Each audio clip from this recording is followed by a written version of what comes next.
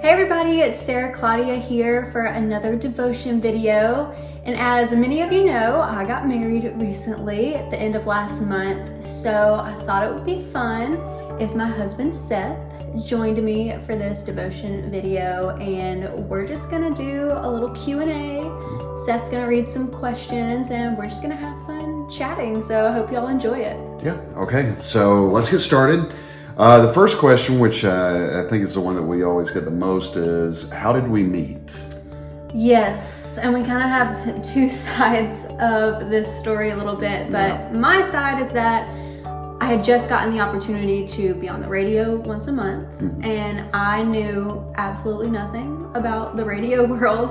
And I had kind of been following Seth for a while, listening to his show, and we were friends on Facebook. So I wanted to meet him, but I also wanted to know about radio. So I kind of saw two opportunities there, and I reached out to him, and we met up for coffee, and then the rest is history. Yeah, it was that was a pretty kind of a nervous night for me that night when we met for that coffee, and because I was going in just to talk radio and all that stuff, because I'm answering questions that I've answered hundreds of times before, but then anytime I would start answering a question that I've answered those hundreds of times before, the words would escape me. I would just keep looking at her and be like, what is going on? I've answered these questions, tons of times before, but then after that, I think it was the next week, we had our quote unquote first date right in our own house now. Yeah. So, yeah. All right, so moving on. Next question. How and when did you decide he or she was the one God had set aside for you? So I think for me, it was about 3 or 4 months, I guess, after we started dating, which was my birthday. And my family, we always go to the beach for my birthday, and I didn't know Seth was gonna be there.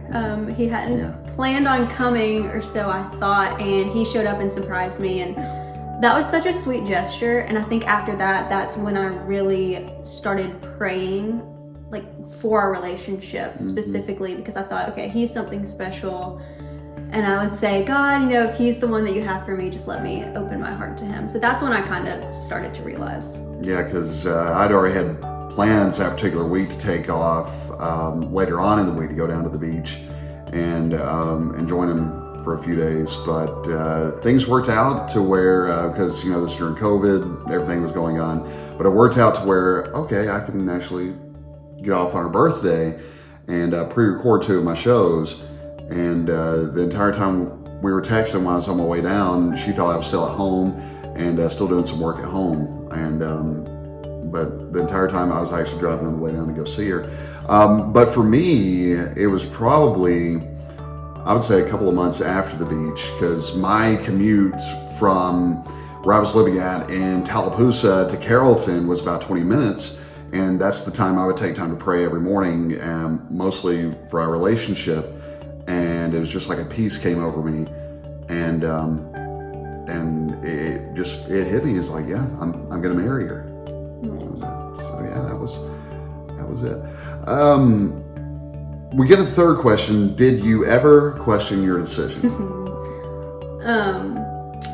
Weirdly enough, I think the only time I did was during her premarital counseling, but I don't think it was really me questioning it. It was just the fact that the pastor really helped us to highlight how different we were. And I wrote about this in a blog, some of you might have read it, but I think it was the enemy trying to get at me too and making me kind of concerned about those differences. But as we went along, the pastor taught us how to kind of see those differences as a blessing as well. So it was kind of a fleeting questioning of it, I guess. Yeah, for me, I would say it would be during the premarital counseling time. You were gone to visit your grandmother down South Alabama, and I was here just kind of overlooking the house while you were gone, and I was sitting out in the backyard, and like you said, it was the enemy trying to get after me and say, no, you don't want to do this, you just need to go ahead and bail right now, and so on and so forth.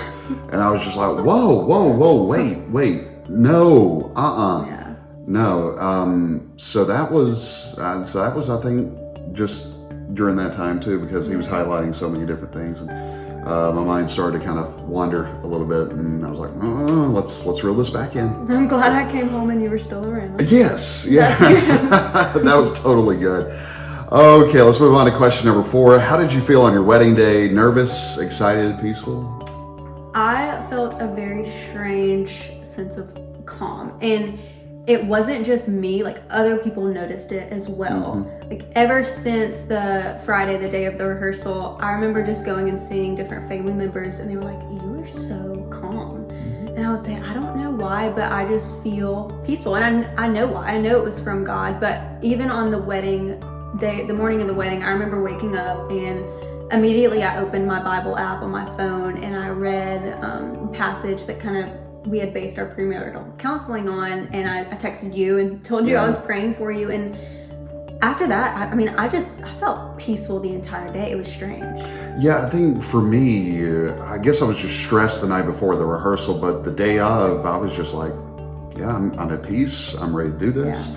It was like that confirmation of God saying this is the right choice. Like you have nothing to be nervous about. Right. And but I guess the more nerves that just kind of built up was when we were getting closer to the actual time, because I was just wanting everything to go as smoothly as possible, nothing to mess up. I think that was more of my nervousness of it. But no, I woke up that morning and I was just like, all right, let's do this. When's 4 o'clock going to get here? I'm ready for it to get here. And I will say the only thing I was nervous about, like you were saying, was the few minutes before, because I had to walk upstairs like in the actual ceremony. That was the only thing I was nervous about, because I didn't want to trip over my dress and all of that. But other than that, I was peaceful. Yeah, it was pretty peaceful that day. So let's move on to question number 5, and this is a question for both of us. Do we believe that God chose us for each other? Do I believe that God chose you for me and vice versa? And so we'll let you start. I definitely do, and it's because when it took me a long time to be comfortable dating after I lost my sight, and when I did finally feel like I was ready, I remember praying, and I would ask God, like I would tell him how lonely I was, and I would say, God, like please send me somebody who not only is going to show me his love, but show me God's love, your love. And that's exactly what I got in you. So it was like a direct answer to my prayers. And it reminds me of Genesis chapter 24, when Abraham sends his servant to find a wife for his son Isaac. And the servant goes and he shows up at Abraham's homeland, and immediately when he gets there, he starts praying. He's at this well, and it's evening time. It's the time of day when all the women come out to draw water.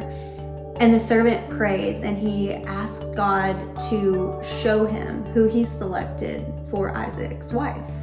And he asked him to show him this through the women. So he would go ask a woman, and if she agreed to give him a drink of water, but also agreed to water his camels, then that would be the woman that God has chosen. And the first woman he asked, I think, was Rebecca. And of course she agreed, but she also offered to water his camels. And what I love most about that story is that the servant didn't say, God, help me choose, but he said, God, show me who you've already chosen. Yeah, and I was the same way. I was always praying when I would be on my way to work, my 20-minute commute to work every morning. And even before then, I was always praying for, God to send me, a godly woman who is going to love me just like Christ does. Also praying for, one that would just love to go on an adventure anytime. Say, hey, do you want to go such and such place, this weekend, or spend some time this weekend, wherever. And but an overall, just a good Christian woman, one that loves to have fun and just go on adventures, and would want to do that throughout life together and share, our faith and with Christ with others. And that morning I had that peace come over me, and that's when I knew. I was like, okay, that's what I found in her. And I think that goes back to praying when we're reading that out of Genesis 24 with a servant, is because if we go to God first in prayer, because I know so many are going to go to the internet, they're going to go to other people and things like that. Now, if you do feel led, God sending you to a godly couple, somebody else that asking that, that's fine. Yeah, be obedient and go listen to God and go talk to that couple. But we highly recommend and encourage going to God at first and praying strongly to Him first about it, because that's what we did for the longest time. And because I had practically given up on dating or even thinking about I was going to find a new wife until she reached out to me. And I was just thinking, okay, this is not going to go anywhere. I didn't have my hopes up, because anytime I've ever done that before, then they would just get shattered later on. So, but go to God first. That's got to be the number one thing you've got to do first, is pray about it first. And then, if God sends you some folks to talk to about, dating, marriage and all that, and then He will send the right one in His own time. And His timing's got to be perfect. And in His own way. Yeah.